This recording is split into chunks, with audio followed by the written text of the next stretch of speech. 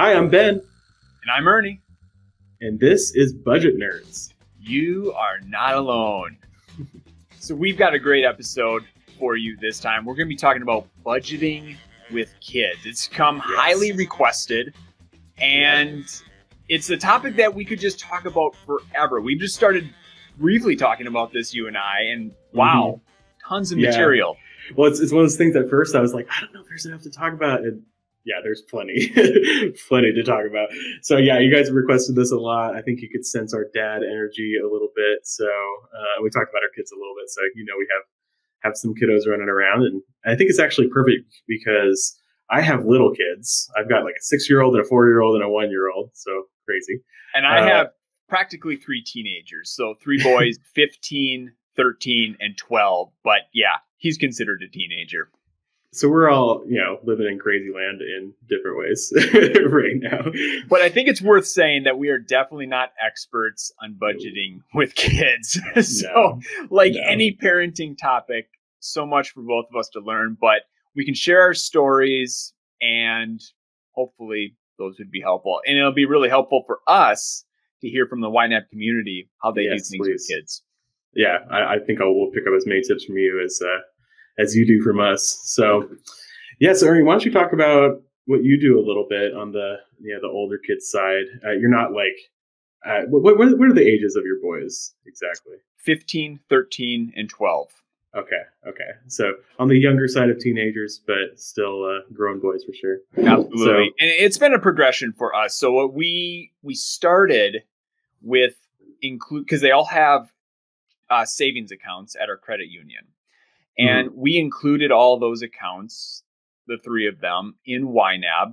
And then we also the budget that you use for all your personal stuff. Yep, the personal budget for Christy and I. And then they each had their own spending category in the budget. So it just was so many moving pieces. Every time they received money for Christmas or birthdays or, doing some chores, whatever, we had to deposit that in their account or in our account, transfer it, to their account, and then budget those dollars. And so we're like, okay, transferring money, it's just the worst. It is the worst. And so we're like, okay, enough of this. And they still have their accounts, but we just took them out of YNAB. And now we just funnel the money through our personal checking account. And we've given them each a group in YNAB. And then each group has 3 categories: fun, gifts, and vacation. Okay. We give them $20 each every month. On the first, they get $10 in fun money and then $10 in gifts. And the gifts is a new one. We just wanted to start putting that money there so that they had a little bit of money to either buy presents for birthdays, holidays, or to start practicing giving to organizations that they care about. And then the fun money is, again, it's what you can imagine. They can do whatever they want with that money. And we usually cringe when they tell us what they want to buy. Like with adults, we recommend having your personal spending category, no questions asked. Well, we ask lots of questions because we're trying to help our boys and guide them, instead of, are you sure you want another in-app purchase, or are you sure you want to spend this money on the first of the month at 9:00 in the morning, and then you're out for the rest? Okay, so that's those 2 categories. And then the third one was the vacation. And that's where we don't give them money to spend on our annual summer vacation. They have to earn that. Okay. And so it's usually chores at grandparents' houses. And again, they're free to make as much money as they want. So there's 2 kind of pieces there. We're giving them money no matter what. And that's for them to practice managing money with. Yeah. And then they also have that work aspect where, they're learning that you work to earn money.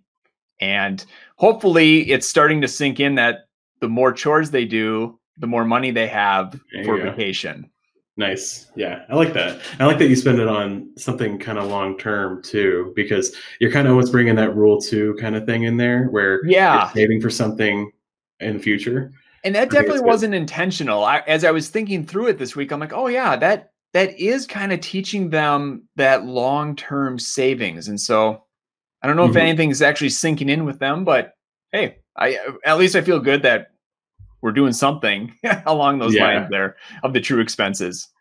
yeah, and I think a big thing is, I think I see a lot of people kind of struggle with this. Okay, do I tie all allowance to chores? Because you have this awkward thing where, yes, we want to give them money so they can practice, you know, managing money. That's the whole point, right? Yep.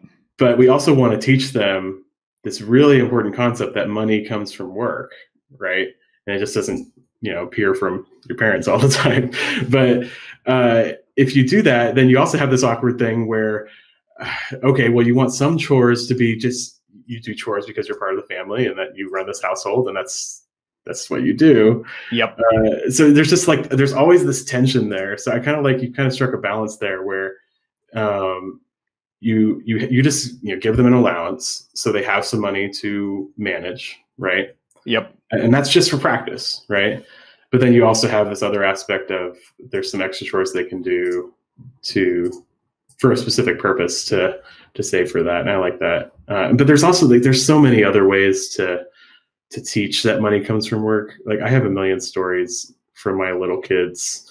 Like, actually, like literally just the other day, my son Teddy, who's 4 years old, he came in and he wanted to play Minecraft because he always wants to play Minecraft with me, because I made the mistake of letting him play with me once, and now now it's all he wants to do ever. Floodgates are open. Yeah, as far as video games go, that's a good one. But yeah, and I said, well, buddy, I'm working. And he came in the office, and I was working, and so I can't do it. And he's like, why do you work? And I was like, oh, an opportunity here. And we talked about it. Like I said, well, we work so we can earn money to buy you food and do fun things and have this house that, and everything to take care of you. And so, we have those opportunities. I remember when my daughter was real little, we told her one time that we work so we can earn money to buy her dresses, because she's obsessed with dresses. And I remember one time we had a day off, and we told her we weren't working today, and she got all wide-eyed and scared, and she was like, but you have to work to get money to buy me dresses. She was like very scared that the dresses were going to stop. So, yeah. Oh, that's awesome. So I think there's a lot of ways to tie those concepts together, and kids get it, I think. Yeah, because I don't think every single dollar has to be tied to work. Your kids are young, and they're picking up on these concepts. Yeah, they really are. I mean, I think it's just, they just watch you, and they learn just by watching. I remember, I'm just full of stories here. I hope you don't mind. But No, I this is great. I actually wrote a blog about this. It's called "Den We Won't Go: How My 2-Year-Old Started Budgeting," or something like that. I loved that post. We'll link to it because it was good. Yeah. But yeah, tell the story. I just had a story. I was sitting out in the yard. The kids were playing outside, and I was just sitting watching them.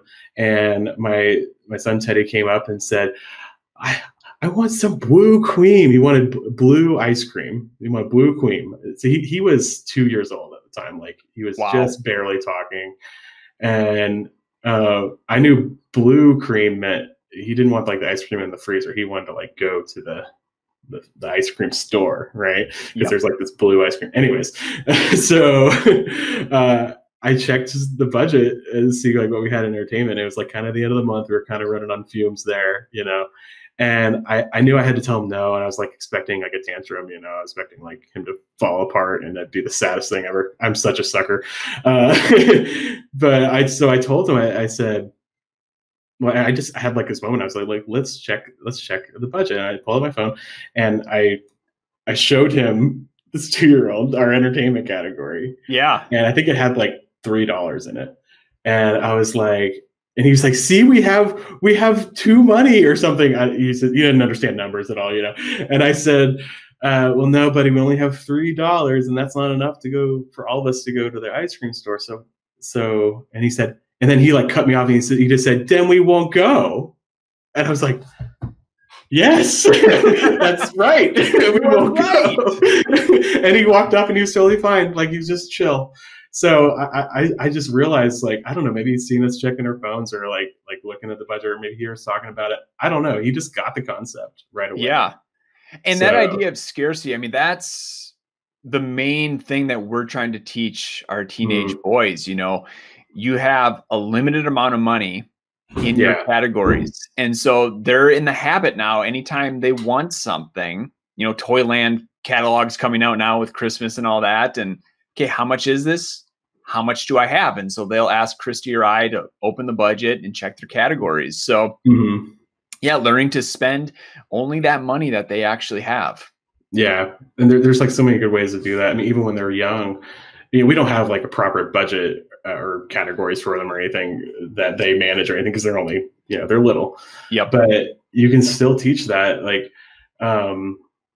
this, literally just this weekend, my mom had given both my older kids $10 to Target for as a gift card for their birthdays, and we hadn't spent it in a while. We're like, oh, let's go to Target and we can get a toy, and we told them they have $10 and we can get a toy, and that concept the concept of scarcity was just natural, you know. Yeah. Like we were firm. We're only going to spend what's on the gift card, right? And so they're pointing at like this big dollhouse or something that costs like $80, you know. And my 6-year-old's like she's in first grade, so she's starting to understand numbers properly now, you know. So we could actually like point to the price tag and be like, look, it's too much, you know.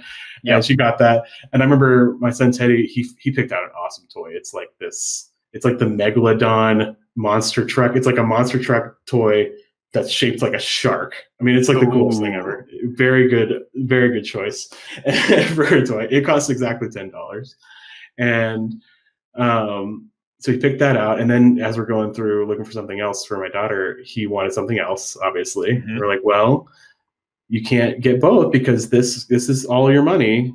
This is going to cost all your money. Do you want to put the monster truck back and get that instead? And he's like, no, you know.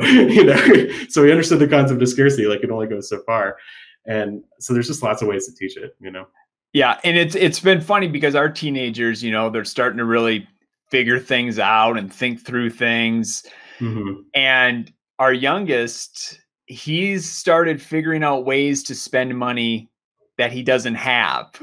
And so when he finds something that he wants that's above and beyond what he has, he's already been like, can I borrow money from my brothers? And I'm like, no. Okay. You don't want to go in debt to your older brothers. That's just not a good thing. But that's if interesting. You want to convince them to give you money, so it's not some sort of loan, then go ahead. You can try to convince them. And he actually did. He talked with his older brother. So I'm like, okay, the art of negotiation, that's helpful, right? And his older brother went in with him on this little purchase that they made. Okay. So I love it. Yeah, that's cool. Yeah, I think it's good to be able to like have those kinds of conversations. Like, it's going to go all the way through 20s and adult. That's perfect. Yeah, I think there's all sorts of good things that you're doing, Ernie. Like, I love the idea of there's just an expectation that they'll be giving involved, you know, like to let them practice that. We just started that because we're like, yeah, that is important. You need to learn to be generous, think outside of yourself. So right now, basically, there's just been a couple times where the boys have bought presents for each other for birthdays. So we haven't made any donations yet, or they haven't to any organizations, but I know we have talked about that. So yeah, it'll be fun to see where this goes. Yeah, I like that. That was a good addition because you want them to practice giving and practice spending as well and practice saving. So you kind of got all of those things. Yeah. I will say this, one thing that we're not doing really well is managing that fun money category. So right now it's called fun money, I think. And it's just a lump sum. And then they kind of decide on the fly what they want. It's almost like whatever they see, you know, on Amazon's homepage or what they see at Target. And that's what they instantly want. or in the in-app purchases stuff and all that. Oh my goodness. Yeah, if you don't know how to trigger Ernie here, just say that phrase. It's like the ink, man. Yeah, I won't go off on in-app purchases, but there's a lot of impulse buying going on. Yeah. And so I think what we could do better is help them create a list in the budget of all the things that they want. And then start assigning their fun money to those things so that they can start prioritizing. Yeah, that's a good idea. I think Jesse talked about this in his book. I'm pretty sure he did that. He's definitely talked about it somewhere where he said he just lets the kids sit down with their own budget and write out everything that they want or need to spend money on. And it's kind of fun for them to do that. I mean, it's fun for all of us, just make a list, make a wish list. And then he definitely talked about this in his book. He just gave them some money and then said, okay, where do you want to spend this? And they just very immediately started figuring out their priorities because they have scarcity, and scarcity brings clarity, right? So they say, okay, well, this is the most important thing, so I'm gonna put the money there. And he said usually like they pick one thing and they just go all in on that one thing, because that really is the most important. And so yeah, I think that's good, because instead of the impulse buy, I actually might teach them, maybe you want to save up for a few months for something bigger, and they could do that too. So. Well, yeah, and we've told that to them while they're in the middle of, this impulse buy. We're like, well, why don't you save it for something fun or cooler? And they're like, I don't even know what that would be. So because in the moment they can't. It's impossible to do that in the moment. Right. It's impossiple for us too. That's why we have a budget. Absolutely. So yeah, if they can take some time to plan it out. So that'll be the next step for us. Nice.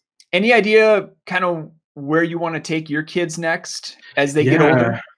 I mean, Flora's getting to the age where I think we could start adding categories for her. I think she'd feel very grown up doing that. So we might try that. She's 6 years old. Teddy's still, I think what we do now, I'll say what we do now.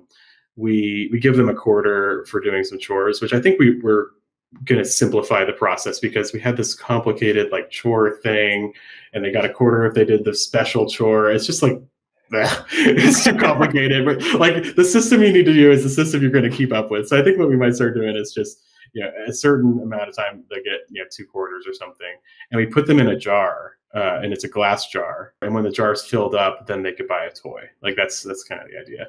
Okay. So that's what we're doing now, and we haven't been super consistent with it, like, because our system was way too complicated. So I think we need to simplify that. But I think as Flora gets a little bit older, and we're getting to 7 and 8 years old or so, I think we can start actually getting into the budget and start actually categorizing stuff. That might be kind of fun. So I think that's the next step for us. Awesome. Yeah, we'll see. There's a lot to teach, and like I said, I don't think there's any wrong way to do this. Like, so long as you're doing something and you're talking to your kids about money, that's a huge thing. I mean, because I think for a lot of us, our parents, you didn't talk about it at all, right? Yeah, that's the way I grew up. Yeah. Yeah, but even so, like, my parents didn't talk to me a whole lot about money, but I watched them. And I learned so much about like diligence and, just taking care of things. I watched my dad do that a lot. So much is learned just by watching, and then even better if you can actually be open and talk to them about things when those opportunities come up. So, well, is there any other big topic with budgeting with kids that we need to hit on? I don't think so. I think we've pretty much run everything we wanted to talk about, and I'm sure we'll have more to discuss. We'll probably have another episode about this eventually as we grow and we learn. But yeah, and I think, as we said at the beginning here, we would love to hear from the community how they budget with their kids, because we have a ton to learn on this, and we're just trying to figure it out as we go. So yeah, and we can all collaborate. If you have like a system for little kids, I want to hear about it, because I've tried. Like I said, I got too complicated. It's hard to keep up with it. So anything you guys have for us, I'd love to hear it. So very cool. All right. Well, I guess that'll be it for this episode of Budget Nerds. Let us know your ideas, what you want to hear about next, and maybe we'll put it on our list of things to discuss. Until next time, a happy budgeting, everybody. All right. See you Happy later. budgeting. Thanks, Ben. See you later. Bye.